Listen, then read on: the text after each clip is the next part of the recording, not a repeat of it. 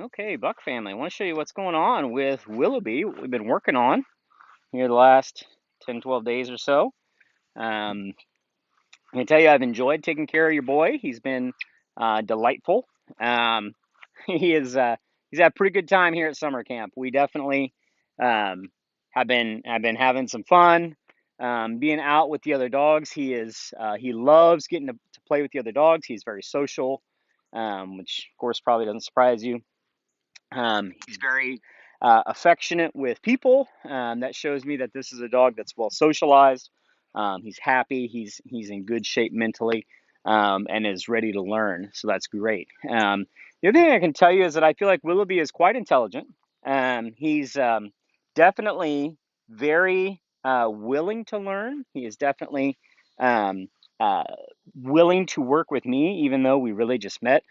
Sometimes it takes a little bit of time to bond with the dog, but Willoughby's been pretty cool with me just, jumping right in here and trying to teach him some stuff, and he's been very good. So what I want to do is show you what we've been working on because I want to make sure that the things that we've learned in these last 2 weeks really transition back to your house because the by far the most common problem we have in dog training is the dog comes to me or to any other trainer and works great with the trainer. Does everything the trainer tells it to do, and everything is going wonderful. And then when the dog goes home, the dog quickly regresses and does everything that the dog was doing before it went to a trainer.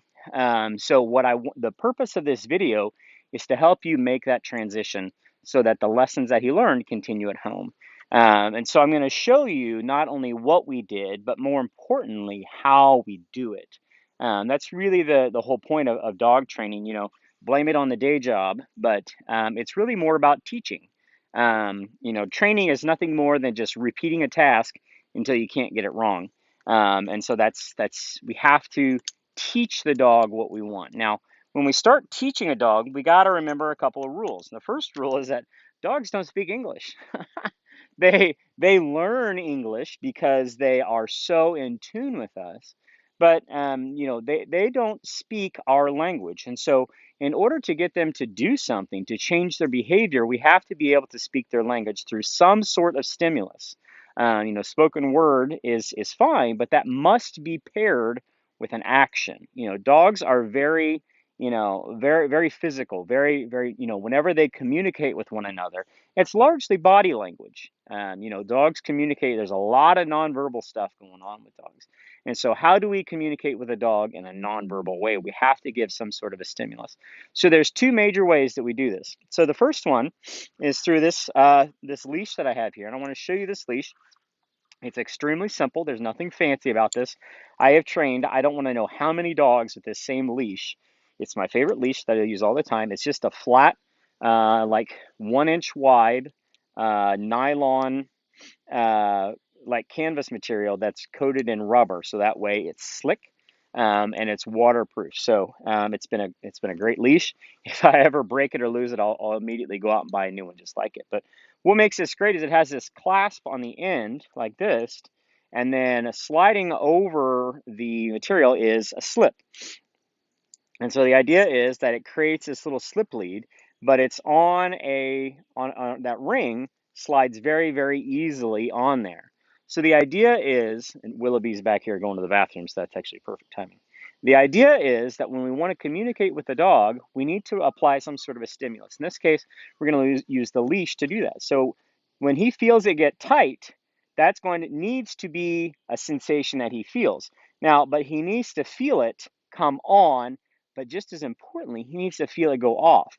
And that's the beauty of using a slip lead is when the leash comes tight, whenever there's pulling motion, then there's going to be a stimulus applied. But when the leash is loose, that stimulus goes off, that pressure is relieved. And so this is the major mechanism that we use to communicate with the dog. Now, we can also achieve the exact same thing by using a remote training collar. So sometimes called an e-collar or a shock collar. They get a lot of names.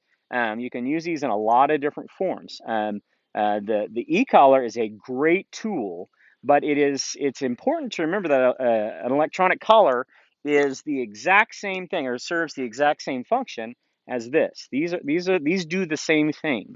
Um, It's just that this one is only 4 feet long, and this one has a range of 1 mile. So the idea is, if I put this on Willoughby, he's going to respond perfectly every time. But I'm going to be restrained to only 4 feet. The purpose of the electronic collar is that we accomplish the same stimulus, the same feeling of the leash getting tight, and the leash coming on and off by using electronic stimulation.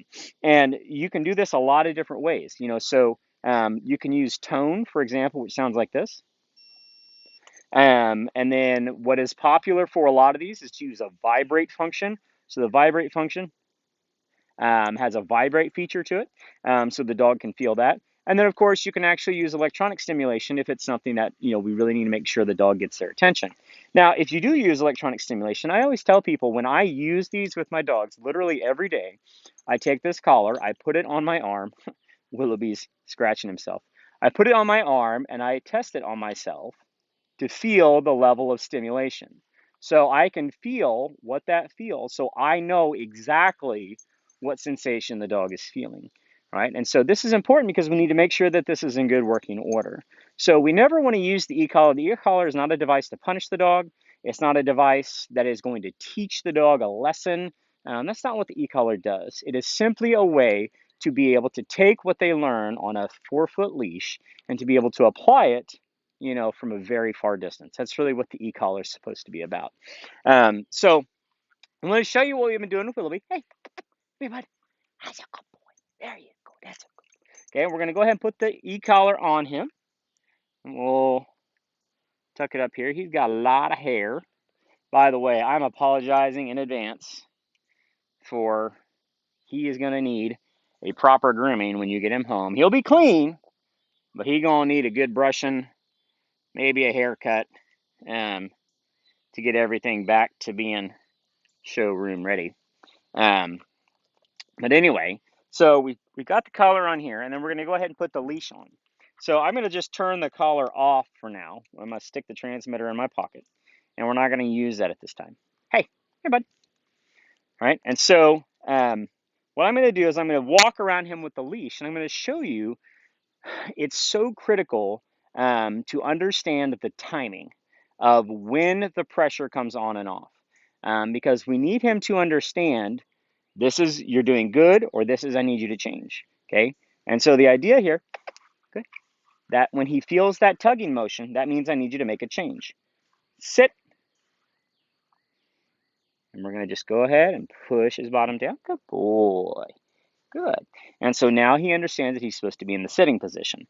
Okay, and it's important that when he's in the sitting position, two things are happening. One, the leash is loose, and so it's comfortable, so there's no stimulus. Right? The other thing is we give him scratchies, give him love, because he's a good boy. Yes, he's a good boy. Right? We want him to understand you're being good. This is what I want. And so when we give the dog attention, we are reaffirming that what they're doing is good. So this is what he wants from us. He is rewarded with praise.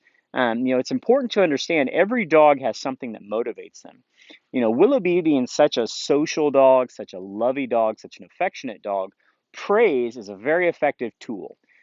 Usually when a dog is really young, like a puppy and growing, food is the primary motivator, and we use treats to motivate that dog. As they get older, we use praise. And so here we see Willoughby being such a good boy. We're giving him praise, telling him he's a good boy, and we're giving him some affection. He's a good dog. All right, so now what we're going to do is we're going to show you how to do basic heel.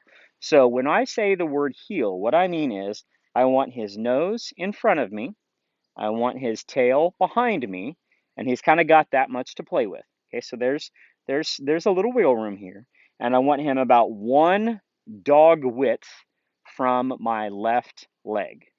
Right? So if he gets out of that position, we're going to use the leash to pull him back in. And when he's in that position, the leash will be loose. Right? And so this is how we communicate he's doing something good or doing something we need to change. So let's do a little bit of a walking. And I'll kind of explain what I'm doing as I'm walking, because there's a lot of, remember, dogs communicate non-verbally. So there's a lot of things I'm doing with my body, with my legs, with the leash. And it's important to note that that is the major way that the dog communicates. It's not just through the words. Hi, you ready? So right there, he wanted to cut in front of me, and I just pulled the leash up. Good boy. So right now, he's doing exactly what I want. We're in heel. And so the leash is nice and loose. Good boy. Nope. Now he kind of got behind me. So we give a little quick tug and right back into position. So that tug tells him, hey, I need you to move. Right there, he was wanting to get a little bit too far ahead. So we give just a little slight tug to pull him back into position. Now, when we're doing walking at heel, the easiest way to start is doing a circle or square with the dog in the inside. So right now I'm making all left turns. It's NASCAR, right? So we're making left turns, and this means that the dog stays on my inside. This is good because this means when I turn left, I am turning into his body. So he is going to feel me nudging him in that direction. So he knows, okay, we're going to be making a left turn. Good boy. Good. Very good. Okay. And so now, once we kind of get the left turn down, good. I'm going to start this way. Now, I'm going to make kind of the same little pattern here, but I'm going to do it making right turns. And in this case, you'll see that we have to rely on the leash to do a little bit more of the communicating to change his direction. Come on. Good boy. Good heel. Good heel. A little tug. Good. There you go. Good boy. Heel. Just a little tug. Good boy. And a little tug. Good. Heel. Good boy. It's also important that when we're doing this, we're paying attention to his body language. So right now, he is in what I would call a pretty neutral body language, meaning he's not sad, but he's also not particularly overly excited either. And dogs communicate, as you know, largely with their tail. So his tail is pretty much straight out. And actually, if I had a preference, I would probably pick that position for every dog that does obedience. Because this means the dog is not upset, they're not stressed out, they're not worried, they're not fearful, but they're also not being, overly excited and, overly stimulated by every little butterfly or everything that's moving out here. That they're in tune to what we're doing, which is good. We want that. Okay, and when we stop, we're going to say sit, and we only say it once. And the collar stays tight until his butt hits the ground. Good boy. And if he does not sit, we do not repeat the command. We simply keep one hand on the leash, applying the pressure, and then my other hand pushes his hips down so that he understands he needs to sit. Okay. Now, if we're doing all of this with the dog with a leash, what happens when we get rid of the leash? Okay. So how do we get him to respond to us when we're not right next to him? Because dogs get very loose when they are like, hey, we're free, we can go run around, go have fun. Okay, that's the purpose of the remote collar. So for him, I'm only going to use the vibrate function because he is such a in tune dog. He does not need a heavy electronic stimulation. Willoughby, here. Good boy. Good. Okay, and then we're going to get into position here, and we're going to say sit and push his butt down. Good boy. Good. All right. So the e-collar does exactly the same function as the leash. It's really all it's trying to do. So hopefully this gives you an idea of a place to get started, a place to kind of see how these parts start working, how we communicate with your dog, how we teach the dog these commands. It all really starts with basic body language, with the dog understanding motion, meaning that I need to do something. And so the good news is you've got a great dog. He's intelligent, he's happy, he's well socialized, he's healthy. He's going to make you a great dog for a long time.